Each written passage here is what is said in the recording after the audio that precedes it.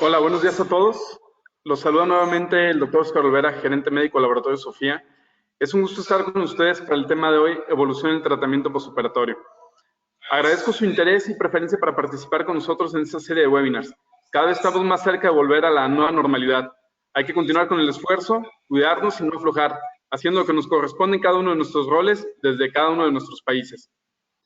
Como siempre, pues les quiero recordar las consideraciones a seguir para este webinar.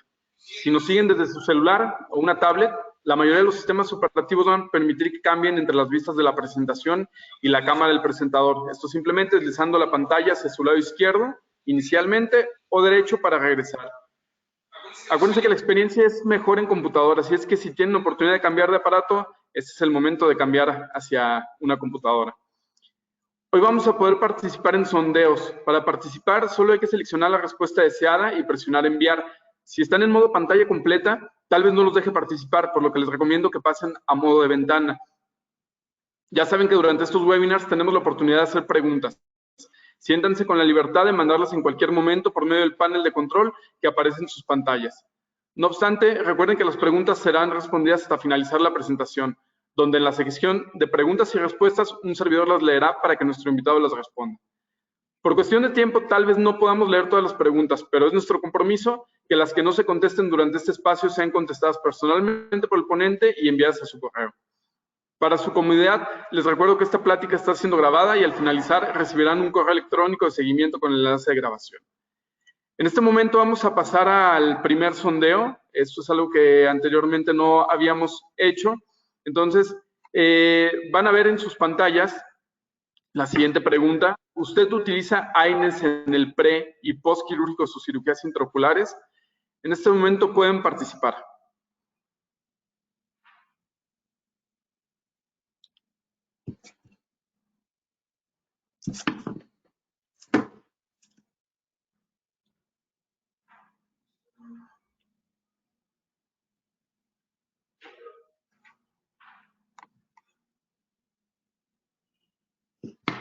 Acuérdense que si están en pantalla completa pueden salir al modo ventana para que puedan participar.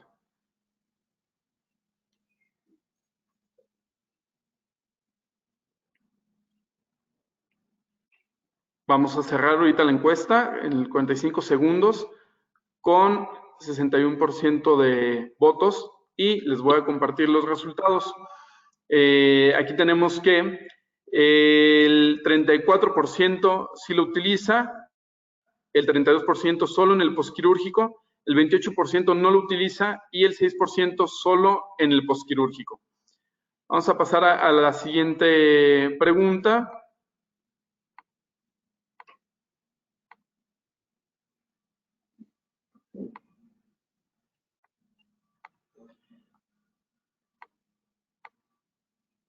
En caso de sí utilizar AINES, para los que contestaron que sí, ¿cuál es el AINE de su elección? ¿Bromfenaco, nepafenaco, diclofenaco o ketorolaco?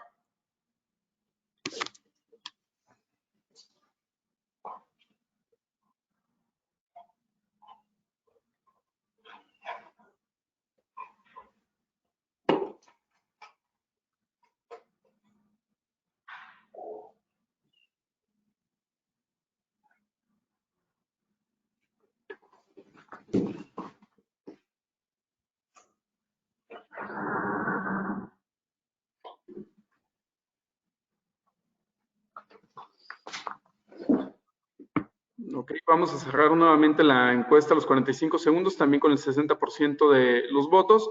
Les voy a compartir los resultados. El 38% utiliza bromfenaco, el 35% nepafenaco, el 15% diclofenaco y el 12% ketorolaco.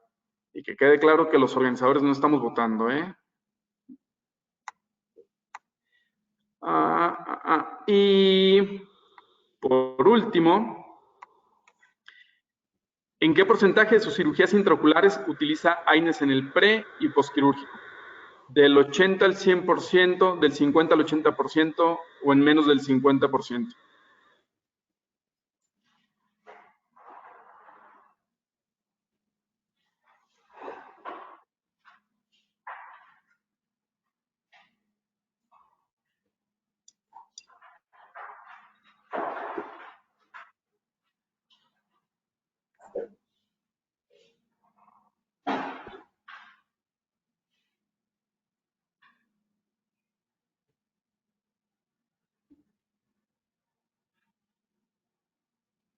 Igual cerramos la votación en los 45 segundos con el 61% de votos. Les comparto las respuestas. Del 80 al 100% el 31%, del 50 al 80 el 18% y menos del 50% el 51%. Bueno, este pequeño ejercicio es para darnos un antes y un después de esta presentación. Igual ya pueden convertir al doctor en presentador para que vaya poniendo su presentación. Y pues bueno, ahora sí, sin más preámbulo, les voy a presentar al ponente de hoy, que pues ya todos ustedes también conocen y pues no es ninguna sorpresa porque pues gracias a él y a su presencia es que ustedes están aquí. Y bueno, es un placer y honor contar con la presencia del doctor Eduardo Chávez, con una trayectoria envidiable. El doctor ha fungido como presidente de la Sociedad Mexicana de Oftalmología, es presidente del Centro Mexicano de Cirujanos de Catarata, presidente de la Asociación Latinoamericana de Cirujanos de Catarata, y actualmente es jefe del departamento de segmento anterior en el Instituto de Oftalmología Fundación Conde de Valenciana, profesor titular de pregrado en la Universidad de Anáhuac, profesor titular de posgrado de alta especialidad en la UNAM, es miembro del Consejo Mexicano de Oftalmología, así como miembro de ASCARS y ESCARS, y ha participado en múltiples publicaciones científicas en journals de la especialidad, así como su coautoría en el libro Cristalino de las Américas, la cirugía del cristalino hoy. Doctor, muchas gracias por estar con nosotros. Les cedo la palabra. Gracias, Oscar, muy amable. No sé si ya tengo la pantalla. Ya tiene la pantalla, doctor. Ya puede ir a presentación. Pero porque no me parece, ya está. ¿Se ve mi presentación? Perfecto. La cámara. Okay. Lo seguimos viendo, doctor. Usted ya no se ve, pero sí lo seguimos viendo. Perfecto. Buenos días. Con su presentación. Sean ustedes bienvenidos a este evento académico. Les diría yo que quisiera yo compartirles mis inquietudes desde hace mucho tiempo, en el sentido en el que esto que les voy a platicar ahorita va a tener que empezar de la manera trágica en la que desgraciadamente a veces nos tiene que pasar algo para que tomemos decisiones en nuestra práctica habitual. Y así se presenta esto. Vamos a dividirlos en tres. Primero les presento qué me ocurrió que me hizo cambiar por completo mi actitud. Número dos, qué hay en la literatura sobre el tema. Y número tres, me obligué a que hiciéramos algo científico en México para soportar lo que está en la bibliografía en el mundo y entonces tomar una decisión de por qué hoy hago las cosas de manera diferente. ¿Qué fue lo que cambió? No me cambia ni... Ahí está ya. Es una paciente femenina, con ella acabé de convencerme de que tenía yo que cambiar de actitud. Una paciente de 60 años de edad que acude porque le está bajando la agudeza visual de ambos ojos, 6 meses de evolución, ningún antecedente, ningún tipo, no es diabética, no es hipertensa, no tiene absolutamente ningún problema. Vean ustedes el año y se los pongo en un círculo. Estamos hablando de marzo de 2008. Hace muchos años de esto, pero insisto, esta paciente me hizo cambiar de actitud en forma definitiva. Ese es el tipo de catarata. En el ojo derecho B20-50, en el ojo izquierdo B20-60. Tiene un astigmatismo mayor en el ojo izquierdo que en el derecho, pero es un astigmatismo refractivo. Vemos que en las topografías existe ese astigmatismo. Por esa razón, la paciente y nosotros tomamos la decisión de que había que ponerle una lente tórica que la paciente aceptaba con mucho gusto. El día 13 de mayo, un par de meses después, la paciente es operada del ojo izquierdo, a donde un astigmatismo corneal de 2.3 dioptrías fue manejado con un T5 y un más 22.50. Al otro día, todo muy bien, 20/20 de agudeza visual, el día 14 de mayo, para no perdernos en las fechas. 14 de mayo está perfecta, como es rutina, le damos su tratamiento con esteroide y antibiótico y la paciente se va feliz con 20/20 de agudeza visual. A la semana de revisión, que normalmente yo los checo a los pacientes a la semana, sigue viendo 20-20 de agudeza visual, sigue con su esteroide y sigue con su antibiótico. Ojo, 14 de mayo. El 18 de junio, o sea, prácticamente un mes después, como lo dicen los libros, doctor, no veo. ¿Cómo que no ve? No, no veo. A ver, tómale la agudeza visual. 20-100 de agudeza visual que no mejora. Vean ustedes el OCT. Ya sabemos de qué se trata. Vean ustedes 600 micras de edema en la mácula. En el ojo derecho está normal el OCT. Se le pide en ese entonces una florangio. La florangiografía pues, les dice lo que ustedes se imaginan que va a ocurrir. Esta paciente es una paciente sana, con una FACO perfecta, sin complicaciones, 20-20 de agudeza visual al otro día, lente en su lugar, a la cual le baja la visión y vemos un franco edema macular postoperatorio en una paciente con una cirugía sin problema. El 19 de junio, que ya nos llegó con 20-100 de agudeza visual, iniciamos tratamiento, ya platicaremos qué podemos hacer. Para un mes después, el 15 de julio, la paciente estaba con 20-50 de agudeza visual y mejorando. Ya había disminuido, ahí está la flecha en rojo, de cómo tenemos la disminución sobre el edema macular. Y la paciente, afortunadamente, el 80% de los pacientes con edema maculares en el postoperatorio, afortunadamente mejoran en forma espontánea y a lo largo de varios meses. En este caso la paciente sí tuvo tratamiento, mejoró a 20-20, 3 meses después del momento histórico en el que le baja la visión a 20-100. Esta es la fluorangiografía del ojo, una vez que ustedes se fijan la forma del árbol arteriovenoso es exactamente igual que les enseñé hace un momento, es la resolución del edema macular en la paciente que ahorita les mostré. Y entonces, la pregunta es, ¿qué pasó? Todos sabemos que puede existir edema macular en cirugías perfectas. Vamos a repasar por qué puede ocurrir, por qué puede pasar. Básicamente, cuando nosotros agredimos a un paciente desde el punto de vista quirúrgico, cualquier cirugía intraocular, lo que hacemos es romper membranas, los fosfolípidos pasan a través, desde fosfolipasa a ácido araquidónico, y del ácido araquidónico se va por dos vías, la vía de las lipoxigenasas y la vía de las ciclooxigenasas, hasta que se convierte en inflamatorios al último del lado de las ciclooxigenasas, que son las temibles prostaglandinas que van a provocar la mayor parte de la inflamación, al margen de que por las dos vías producimos problemas y producimos mediadores inflamatorios. Como sabemos, ojo no olvidar, la inhibición por esteroides ocurre hasta arriba en la cadena inflamatoria, que es la de la fosfolipasa, mientras que las ciclooxigenasas del lado izquierdo de la pantalla se inhiben por AINES. Y ustedes van a decir, porque yo me lo cuestionaba y decía, pero ¿a quién se le ocurre que tengo que darle dos medicamentos diferentes para hacer algo que el medicamento de arriba, los esteroides, bloquean? ¿Para qué le doy las ciclooxigenasas, bloqueadores de ciclooxigenasas? No tiene ningún sentido si ya lo estoy bloqueando arriba. No, sí tiene sentido. A ver, es imposible que los esteroides sean capaces por completo de bloquear toda la fosfolipasa. Imposible. Siempre seguirá pasando fenómeno inflamatorio de fosfolípido y no se puede bloquear toda la fosfolipasa y pasa a ácido araquidónico.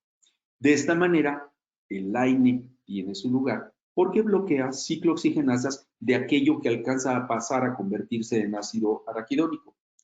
De esta manera, los artículos son muy claros. Y de aquí quiero que vean que les voy a enseñar primero referencias bibliográficas viejas. No les estoy enseñando referencias bibliográficas que apenas hace un año se describió el edema macular en el postoperatorio de pacientes de cirugías de catarata perfectas. No, tiene años que se empezó a publicar. Pues la sinergia entre los AINES y los esteroides está escrito y lo mencionan claramente. Disminuye la disponibilidad de ácido araquidónico cuando yo bloqueo fosfolipasa y cuando bloqueo COX para terminar convirtiéndose en mediadores inflamatorios. Ahora, puede haber enfermedades que provoquen que más fácilmente tenga yo edema macular? Por supuesto que sí. Pacientes que tienen inflamaciones persistentes tipo uveitis, membranas epirretinianas, los diabéticos les puede aumentar en varias veces la posibilidad de tener edema macular en el postoperatorio de una FACO perfecta o de cualquier cirugía que ustedes le tengan que hacer al paciente ocular de cualquier tipo, enfermedades cardiovasculares, retinosis pigmentaria, lo que ustedes quieran. Está muy, muy escrito la profilaxis temprana y por un largo tiempo para evitar que eso ocurra en pacientes como ellos, aunque requieran otro tipo de tratamiento. ¿De acuerdo? Pues manejo subnormal, manejo diabética, lo que sea. ¿Qué ocurre en las FACOs normales? Y vean las referencias bibliográficas que les puse, 95, 99, 2002, 88. Son referencias bibliográficas viejas. Ya está descrito hace muchos años. Primeros 2 renglones. Cirugías de FACO sin complicaciones. Subclínica, y subclínica significa que puede ser que vea 20/20, 20/25. Hasta la tercera parte de las cirugías de catarata pueden cursar con edema macular y le vamos a llamar subclínico. Significativo, como es el caso de mi paciente, que les mostré hace un momento, entre 1 y el 2% de las cirugías. ¿Sí? Si se nos complicó la cirugía, cambian las cosas. Porque entonces, en forma significativa, que era el 1 o 2, se va 10 veces arriba y se convierte en 20% de los casos. Parte de lo que si se nos complica una FACO y que la visión no mejora, puede deberse a edema macular y nos enseñan en la residencia, de tal manera que hay que tomar muchas precauciones en pacientes que les ocurre esto. No se diga si el paciente tiene uveitis, en fin, cómo van a ir mejorando en forma espontánea, pueden tardar 3 meses, 12 meses, de tal manera que tenemos que hacer algo. ¿Por qué? Porque ahora los pacientes usamos más frecuentemente los oftalmólogos lentes premium, lentes tóricos, lentes multifocales, multifocales tóricos, y el paciente tiene una expectativa visual que incluso con los pacientes monofocales no lo tienen, y que bueno, hasta los monofocales creo que en su experiencia clínica hoy los pacientes hasta con monofocal se vuelven cada día más y más y más exigentes. El edema macular quístico es la causa número 1 de baja de agudeza visual en cirugías no complicadas. Como dicen los libros, y vean la referencia en la ficha bibliográfica desde el 96, desde antes, ya sabemos, y les voy a enseñar un artículo publicado hace muy poco y que se hizo en Europa con muchos, un estudio multicéntrico en 13 centros en Europa. El inicio de esto generalmente, aunque no quiere decir que no ocurra antes ni después, ocurre entre la 4ª y la 6ª semana. En cataratas de bajo riesgo, que significa sanos que solamente se someten a cirugía de catarata, esto puede ser hasta en un 12%. Desarrollar prostaglandinas, ya lo saben por qué. Aquí el tema es que pudiera ser lo que estamos viendo ahorita. Puede ser, ¿y cuántos de nosotros no tenemos en nuestro consultorio? A mí me ha sucedido que antes, ahora actualmente uso en el 100% de mis pacientes, los tengo con AINE desde el preoperatorio, ahorita les enseño cómo. El paciente dice, oiga doctor, pero es que ¿sabe qué? Vamos en la 4ª, 5ª visita que nos vienen a ver y dice, doctor, yo veía mejor antes, cuando usted recién me operó. Le decimos, no señora, ¿cómo cree? Y cuando revisamos el expediente, vemos que a la semana veía 20/20 y hoy ve 20/25. Y asumimos que el cambio refractivo, y asumimos y le ponemos 1000 pretextos para justificarnos a nosotros mismos que la visión le bajó una línea. Hoy por hoy, solo el bajar una línea, hay que averiguar si tiene edema macular. Hoy, averiguar solamente si el paciente dice, yo veía mejor aunque vea 20/20. Recuerden que el edema macular puede provocar, si bien es cierto, no algo cuantitativo, sí algo cualitativo. Y es probable que haya bajado la sensibilidad al contraste. Si nosotros tenemos un paciente con un multifocal tórico, ¿sí? Y tiene algo de edema macular, por mínimo que este sea, lo primero que va a quejarse el paciente es que le va a bajar la sensibilidad al contraste. De por sí sabemos que las aberraciones que estamos generando van a provocar pérdida en sensibilidad al contraste. Imagínense con edema macular. ¿Qué es lo que hay que hacer? Si tenemos lentes premium y exigencias premium, profilaxis. ¿Qué requiero si ya entré en el problema del edema macular? Que sería un tema diferente y solamente lo voy a tocar por encima. Es el tratamiento conservador y el tratamiento invasivo. El conservador será con medicamentos, el invasivo será ya meternos a agresiones más intensas y anti-VEGF, triptomías, en fin, ya tendremos que resolverlo de otra manera y según la enfermedad que tenga atrás. Pero entonces, ¿qué hacemos? Desde mi punto de vista, profilaxis sería la respuesta. Yo hoy soy un absoluto convencido de la profilaxis por todo lo que les voy a decir el día de hoy. No solamente por el punto número 4, que sería la prevención del edema macular. Definitivamente está demostrado, muy bien demostrado, que si lo ponemos unos días antes de la cirugía, nos vamos a ayudar para evitar miosis. Hace poco entraron en otro webinar a dar una plática sobre IFIS y definitivamente está más que demostrado que una de las mejores cosas que nos van a ayudar en el manejo del IFIS, que se divide en leve, moderado y severo, es darles AINES desde el preoperatorio. El manejo de la inflamación, que sabemos que los AINES por definición son antiinflamatorios, y el manejo del dolor en el manejo postquirúrgico de los pacientes. ¿Cómo? Ahora la pregunta es, ¿cómo le doy tratamiento? ¿Qué les recomiendo? ¿Y qué está escrito en la literatura? No es invención solamente de que a Eduardo se le ocurrió. Pacientes en riesgo, es decir, pacientes que tienen diabetes de muchos años de evolución, pacientes que han tenido edema macular, pacientes que tienen uveitis, pacientes que sabemos que tienen un alto riesgo de edema macular al postoperatorio.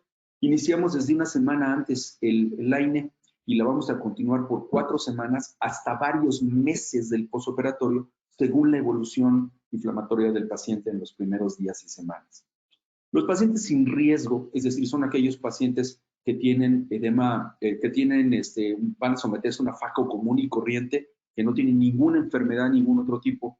Yo lo inicio, a diferencia de lo que dice este artículo, lo inicio 3 días antes y lo empiezo a aplicar desde 3 días hasta el día de la cirugía, y de ahí yo me voy a 45 días, yo me voy a 6 semanas. Me protejo porque yo sé que lo más frecuente, el pico por la velocidad de edema macular va a ser entre la 4ª y la 6ª semana, y me protejo con el medicamento durante esas 4 a 6 semanas. Este estudio a mí me gusta muchísimo.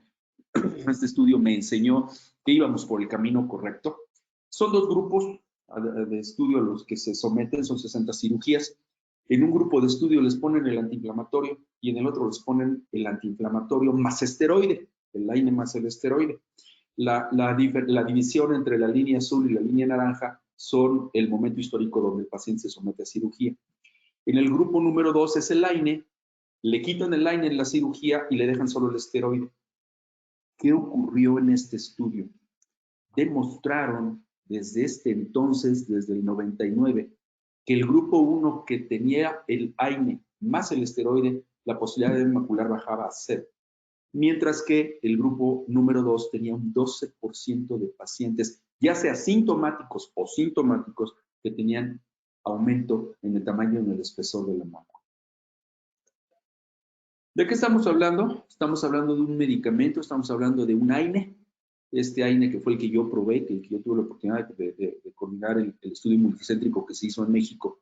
Es un AINE que tiene una estructura molecular muy parecida a las que ya conocíamos, a los que ya existían antes de que tuviéramos al alcance. Y básicamente en toda la estructura molecular que ustedes ven ahí abajo, no los voy a aburrir con todo esto, es que tiene un bromo. Tiene un bromo en el carbón 4 que está abajo a su izquierda, y este carbón, este halogenado hace que sea muy soluble en agua y de muy fácil penetración. Eso es lo que lo hace diferente al resto de los AINES con los que ya habíamos tenido experiencia desde antes.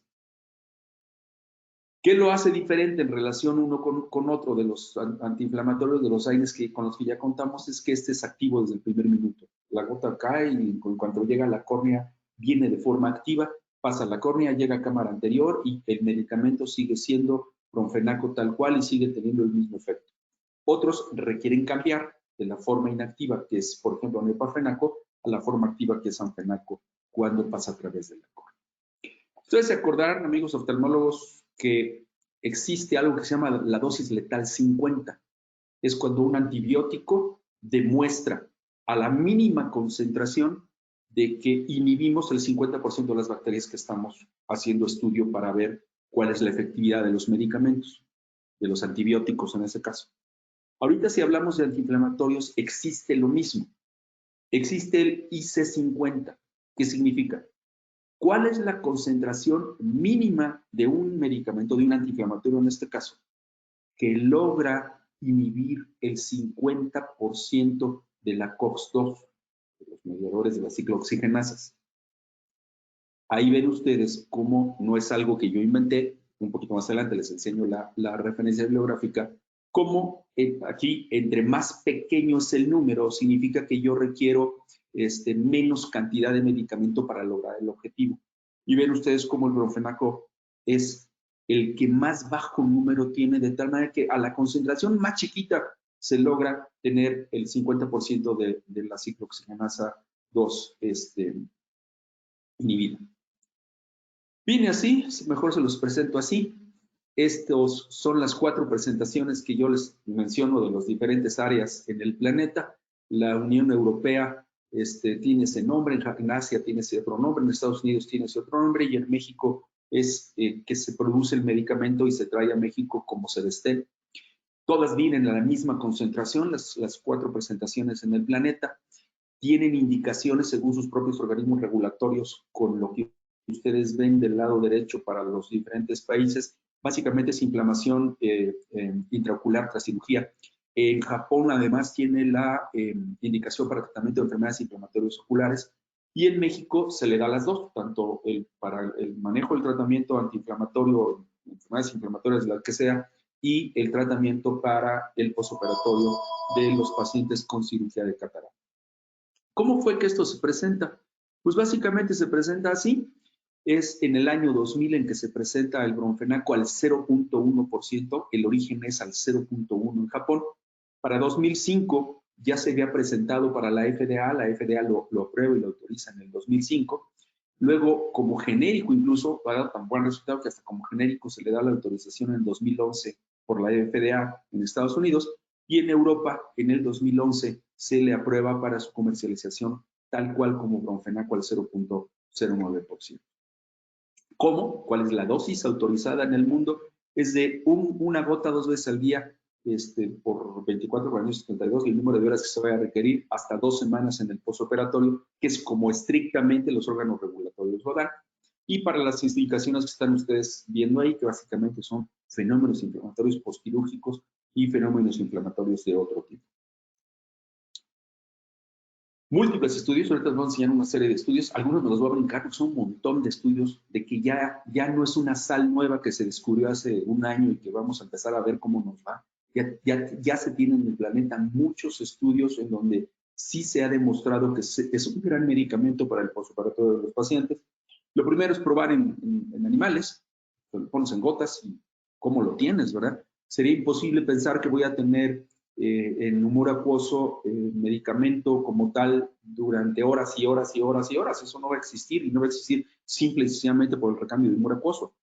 Pero sí se ha demostrado en animales que vamos a encontrar en córnea, vamos a encontrar en iris, en cuerpo ciliar, en coroides, en retina, durante un cierto número de horas.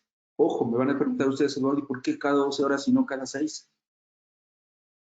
Gran ventaja y que se responde de esta manera. Gran ventaja porque nada más hay que ponerlo 2 veces al día y se acabó. Gran ventaja, ¿por qué? Básicamente, porque si ustedes ven, me voy a brincar esta, ¿cómo se metaboliza el bromfenaco? El bromfenaco requiere una enzima que está ahí en el cuadro, en el círculo rojo, y esa enzima se requiere para metabolizar el AINE. No hay esa enzima ni en cuerpo ciliar, ni en retina, ni en coroides.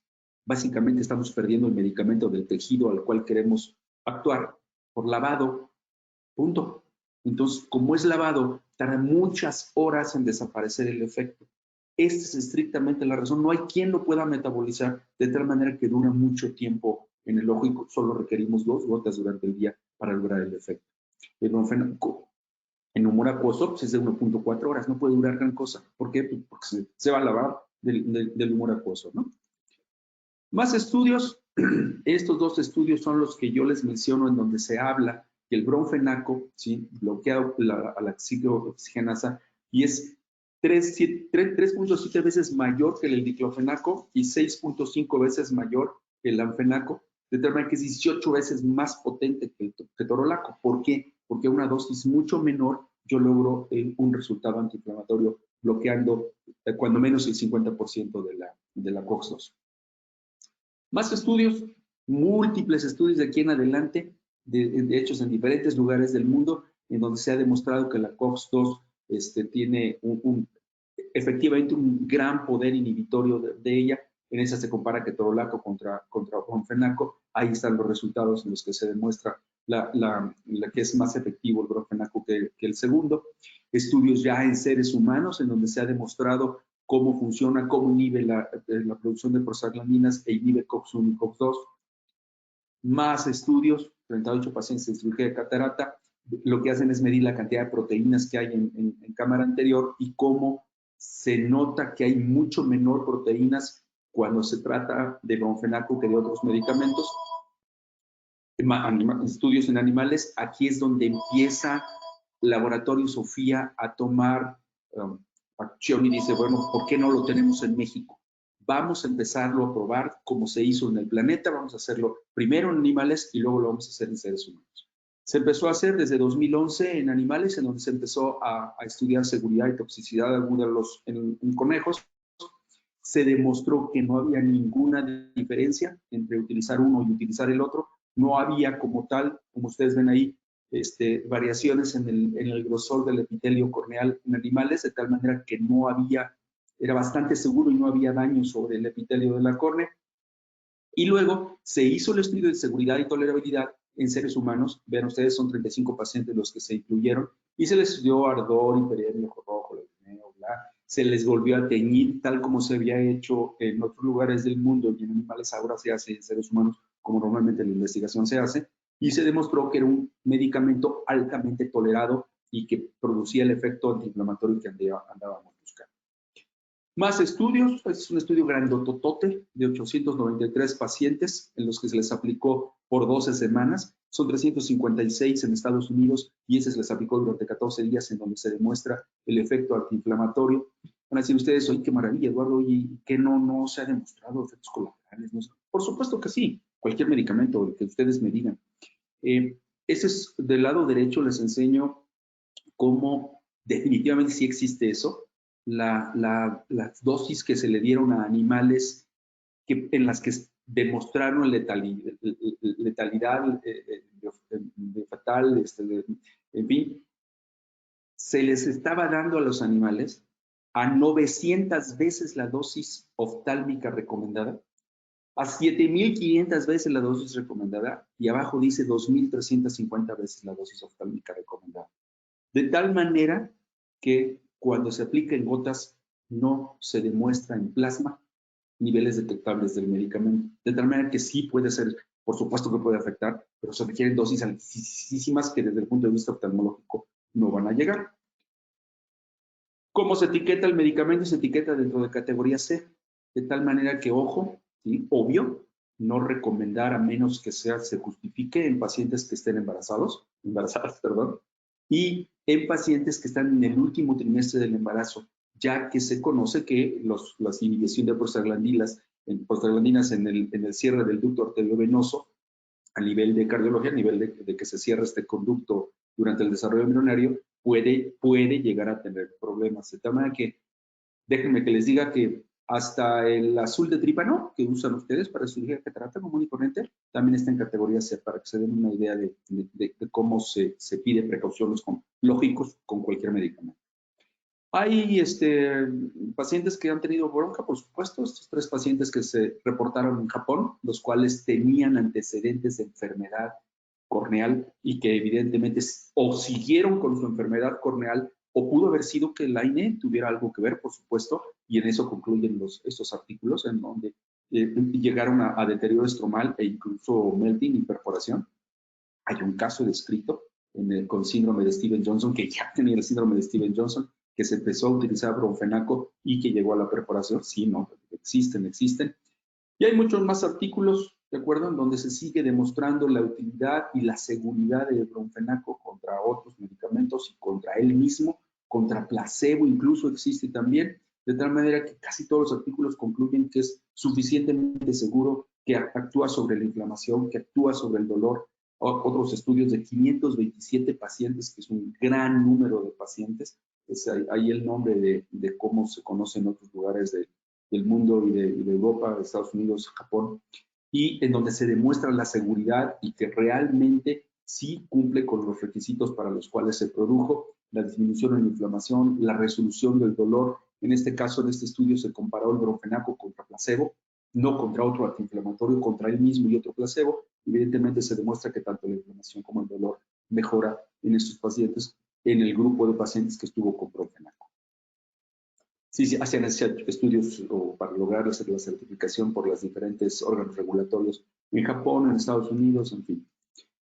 Vámonos a más estudios y más estudios. 10.3 millones de usos oftálmicos, ya es un buen número como para saber.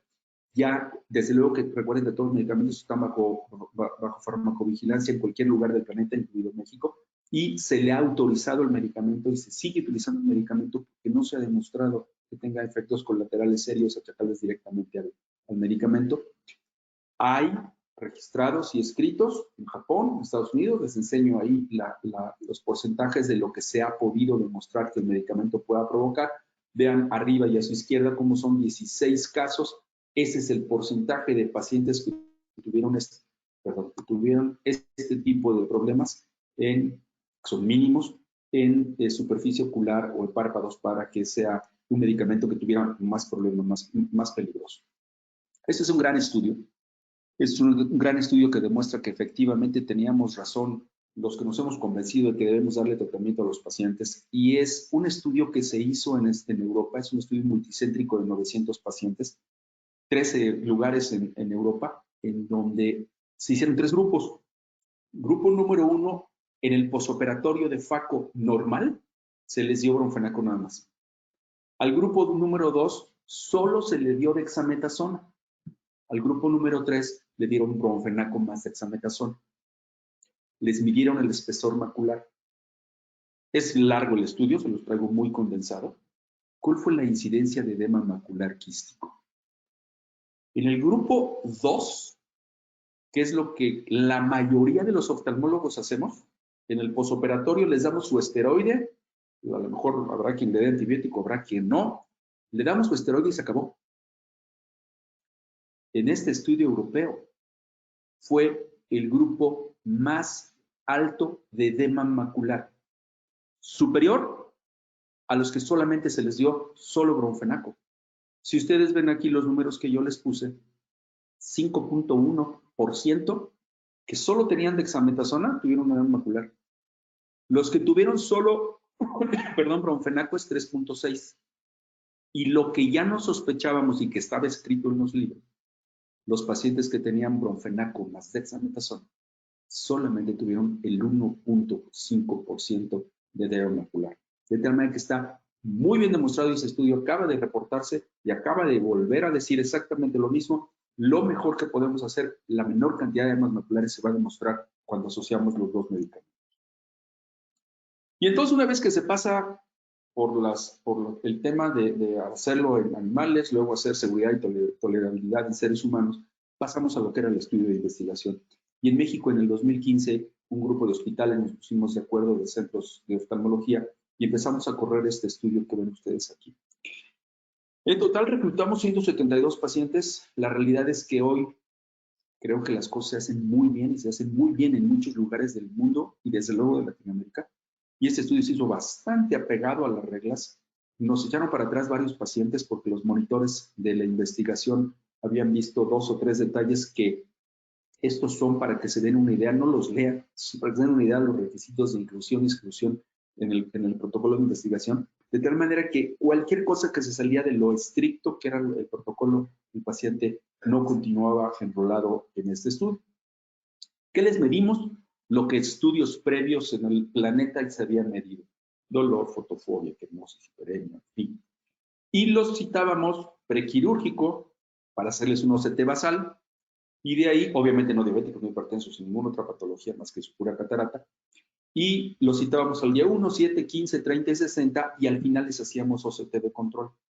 Un segundo brazo del estudio fue este, y les voy a enseñar el resultado porque ya lo tenemos publicado, y es determinar el edema macular 30 y 60 días después cuando comparamos el medicamento. ¿Cómo nos fue con dolor? Se las explico fácilmente las gráficas. De un lado está Nevanac, y en el otro el medicamento Bromfenaco, que en su momento el protocolo de investigación se llamó PRO 155, que era doble enmascarado. Y entonces teníamos en las visitas, que son los días 0, 1, 15 y 30, y teníamos lo que estábamos estudiando, por ejemplo, dolor en morado ausente, leve en verde, moderado en rojo y severo, el cual prácticamente ningún paciente llegó a ese punto, al grado de severidad. Y vean cómo más o menos los medicamentos se comportan bastante bien. A la semana, básicamente 96 contra 100% de los pacientes ya no tenían prácticamente nada de molestias, nada de dolor. La fotofobia efectivamente ocurría exactamente lo mismo. A los 30 días no tenían absolutamente nada. Al séptimo día era muy parecido, un poquito más arriba del otro, el uno, que en cuanto a fotofobia. La quemosis muy parecida. La hiperemia conjuntival, como ven ustedes, va desapareciendo paulatinamente. A veces se presentaba un poquito más moderado en una fecha y a la siguiente consulta había aumentado ligeramente, pero más o menos el comportamiento en cuanto a lo que se había estudiado en el resto del mundo coincidía con lo que nos estaba dando a nosotros. ¿Qué pasaba en el proceso inflamatorio cuando medíamos FLAIR y medíamos células en cámara anterior? Ustedes observen que básicamente al 15º día, tanto del grupo 1 como del grupo 2, el 80% de los pacientes ya estaba ausente por completo en FLAIR. Sin embargo, al 15º día con Nevanac, con Epafenaco, el 86% efectivamente estaba ausente, pero teníamos moderado o teníamos leve un poco más de este porcentaje, teníamos un 2% de porcentaje. De tal manera que demuestra el medicamento que cumple con lo que se le esperaba, con lo que se había estudiado previamente y nos dio muy parecido. Celularidad, otra vez, fue exactamente igual. Vemos cómo va bajando la cantidad de células en cámara anterior en relación a esto. Edema corneal, este es el último estudio, el que les digo que se publicó. Y observen ustedes, esa es la referencia bibliográfica desde 2016 que demostramos que el Bromfenaco tenía menos edema macular, la línea azul, a los 30 días que con el Epafenaco, y esto ya lo tenemos publicado. En conclusión, yo no tengo duda de que estoy haciendo lo correcto. Yo no dejo un solo paciente sin AINE. Siempre se los doy desde 3 días antes y hasta 6 semanas después. Tengo muy claro que estoy haciendo lo correcto, el mundo así lo dice, y hoy por hoy que las exigencias han aumentado y que ha aumentado la frecuencia de lentes premium, no podemos dejar de tener resultados premium porque no queremos un paciente, como me acabó de convencer esa paciente mía con un lente tórico que 6 semanas después me diga que no. Les agradezco mucho su atención y no sé si pasamos a alguna pregunta o algo. Sí, hola doctor, muchas gracias por la presentación, muy claro todo. Permítame tantito. Vamos a hacer un breve sondeo después de esta presentación que nos hizo favor el doctor de explicar bastante claramente. Quisiera ver si después de lo que vimos en esta plática, usted considera que el uso de AINES en el pre y postquirúrgico de cirugías intraoculares cambiará. Estas son las respuestas. Lo utilizará más para probar usted mismo los resultados. Mantendrá igual su uso de AINES. Definitivamente no cree incorporar los AINES en su práctica o definitivamente aumentará el uso de AINES.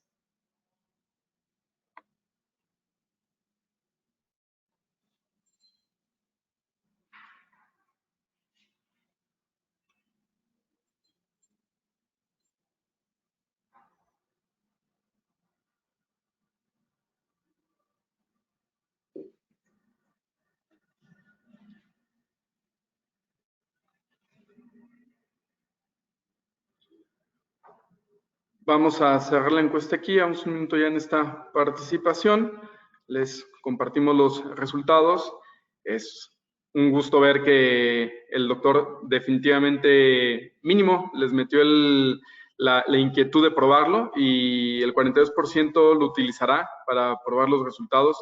No están completamente convencidos con todas las evidencias que ya demostró el doctor, pero de menos van a probarlo. El 9% se mantendrá igual.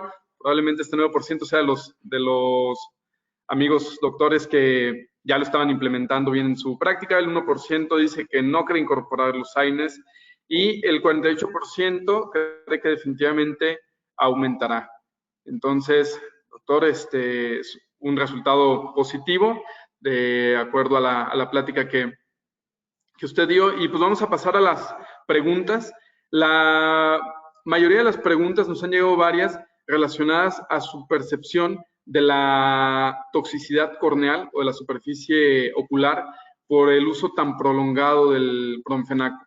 Sobre todo esto porque muchos están comentando que en el inserto viene como no usarse más allá de 2 semanas y en el esquema que usted comenta va un poquito más allá. Entonces, ¿qué nos podría comentar de esto, doctor?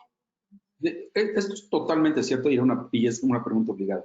Efectivamente, los órganos regulatorios en Europa, en Estados Unidos, en México, definitivamente requieren y obligan a los laboratorios a que diga que se va a utilizar el medicamento por un cierto número de días, porque así se sometieron al registro, se sometió a la FDA y se sometió a la europea, 14 días. Sin embargo, yo lo utilizo por un periodo más largo de tiempo porque es efectivamente entre la cuarta y la sexta semana cuando se tiene el pico más alto de edema macular en pacientes que lo van a desarrollar. De tal manera que yo sí se los dejo entre la cuarta y la sexta semana.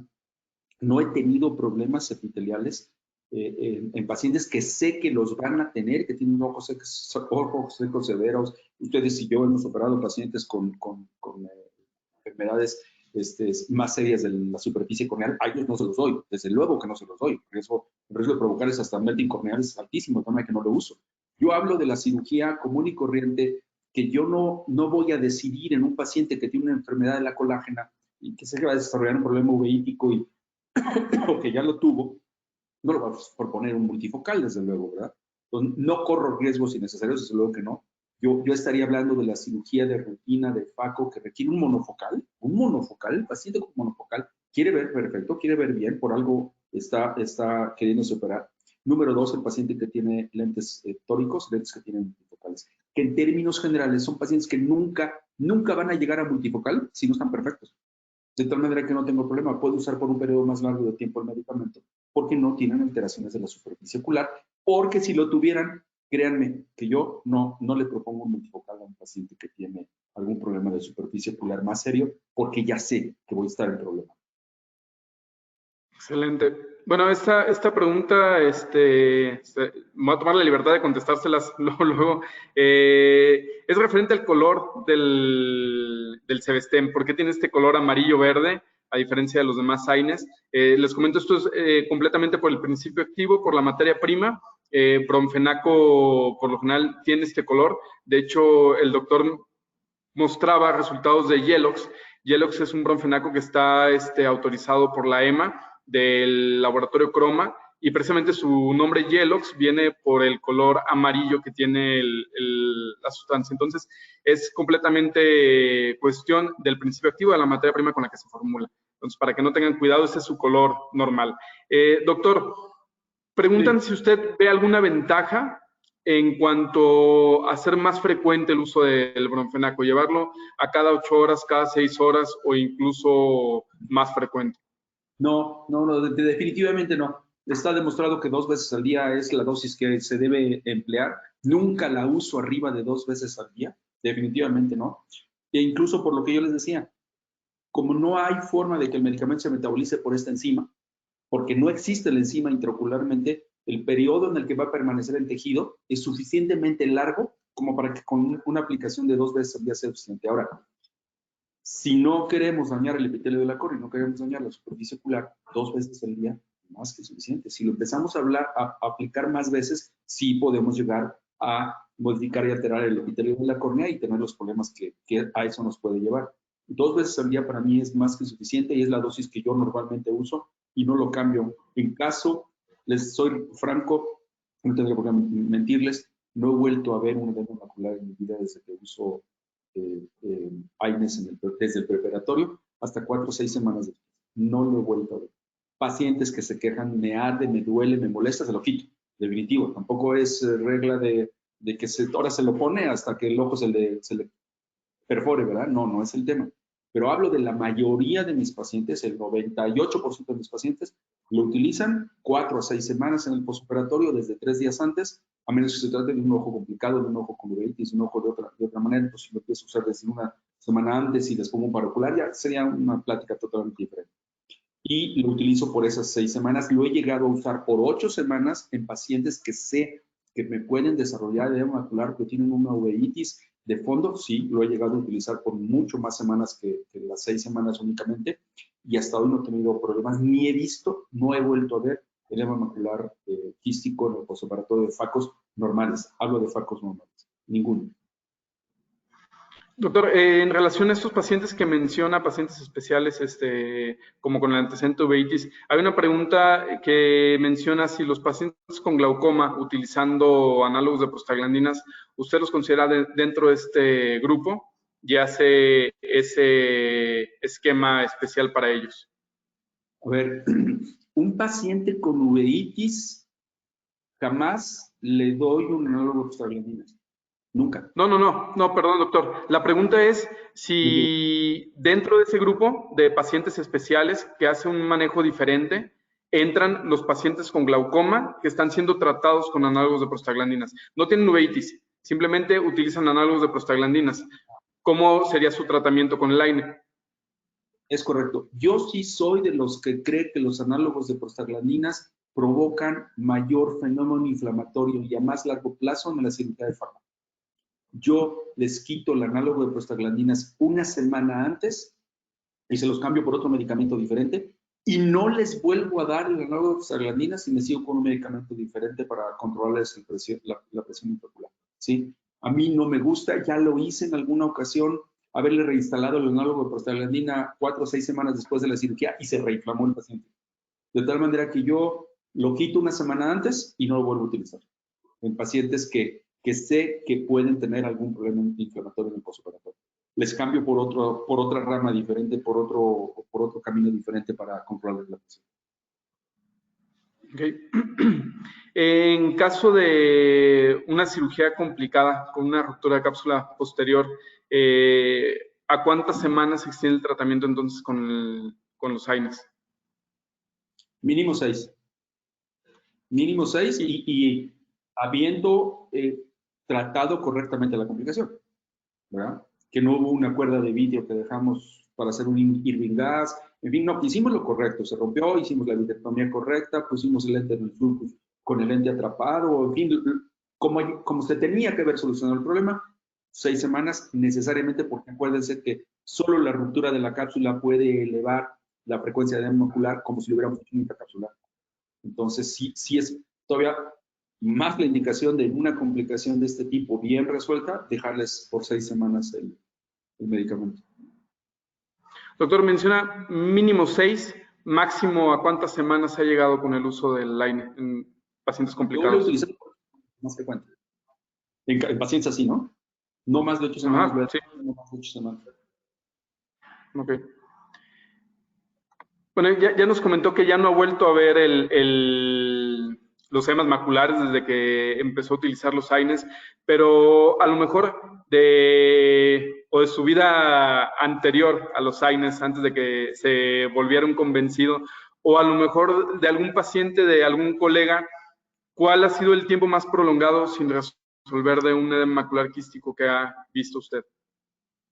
Si es edema macular de tipo quirúrgico en facos perfectas, está descrito que hasta el 80% de los pacientes se puede resolver entre 3 meses y 1 año después, incluso de forma espontánea, ¿eh? El problema son los que no se les resuelve. Y el problema es que aunque tengan un monofocal, se operaron porque querían ver. Vieron a mi paciente cómo tenía 20-60, 20-50 de agudeza visual y antes de la cirugía de faco. Y lo opero y un mes después tiene 20-100. O sea, después de haber visto 20-20 le bajó a 20-100 la agudeza visual. Los pacientes que son más rebeldes al tratamiento conservador son los pacientes que tienen algo de fondo, que son diabéticos, que tuvieron algún problema de uveitis, esos pacientes son los que tienen más problema y más rebeldes a un tratamiento conservador con AINES, con esteroides de depósito, con inhibidores de anhidrosa carbónica, y que no responden Esos pacientes hay que ponerles definitivamente, empezar a hacer ya seriamente en ponerles antiangiogénicos, y si no se resuelve, llegar hasta la vitrectomía y tratar simultáneamente las enfermedades que pudieran estar coadyuvando a que se presente el edema macular. Si son diabéticos, qué tipo de etiopatía diabética tienen, si se tienen que fotocoagular, si tienen que dejar, en fin.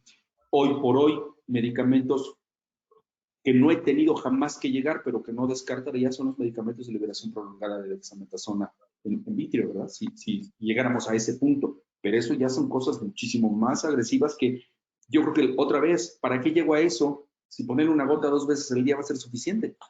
No me cabe en la cabeza, pues prefiero dar el medicamento y cuando menos en mi experiencia no lo he vuelto a ver. No he vuelto a ver edemas maculares y ponemos lentes de todos tipos. No he vuelto a tener un paciente que yo le tenga que decir, vayas a hacer uno, o ahí en la clínica tenemos OCT, hagas el OCT, pues estoy seguro que va a tener edema macular. No lo he vuelto a ver. Okay, gracias, doctor. Preguntan también si ha tenido la experiencia del uso de AINES en pacientes pediátricos. Sí los hemos utilizado en pacientes pediátricos, no bebés, definitivamente no en bebés, yo no lo uso en bebés, sí, pero sí lo uso en pacientes pediátricos. La cirugía, afortunadamente, de catarata es una cirugía que en niños es baja porque baja la frecuencia de catarata congénita, pero que existen, existen. Yo al revés, yo ahí diría que lo que más extraño es poderle poner una cápsula de liberación prolongada de dexametasona en cámara anterior. Los oftalmólogos que somos más grandes de edad, sabemos que Sofía tenía una presentación y algo que se llamaba Surodex. Yo creo que a Oscar no le tocó vivir esa experiencia, demasiado joven, pero a los que sí tuvimos la experiencia, aquellos pacientes con catarata congénita, que sabemos que se inflaman muchísimo, pacientes que tenían uveitis a cualquier edad, les dejábamos una cápsula de liberación prolongada de dexametasona en cámara anterior y wow, el comportamiento es totalmente diferente. Tengo un caso que algún día les presentaré de un paciente que le operé bilateralmente un nanoftalmos. Recuerden que los nanoftalmos hacen cuadros inflamatorios terribles en el posoperatorio si es que no tenemos una visión coroidea, y todos estos ojos que son ojos, yo digo ojos mal hechos, ojos que no cumplen con lo habitual de un ojo sano, y a un ojo le puse, no porque yo quisiera hacerlo de esa manera, porque no había, a un ojo le puse la cápsula de liberación prolongada de dexametasona y al otro ojo no se la pude poner porque no había. Tengo fotografiada la diferencia del seguimiento del paciente en los diferentes días. El ojo que le puse la dexametasona, hagan de cuenta que no tenía ninguna enfermedad de ningún tipo.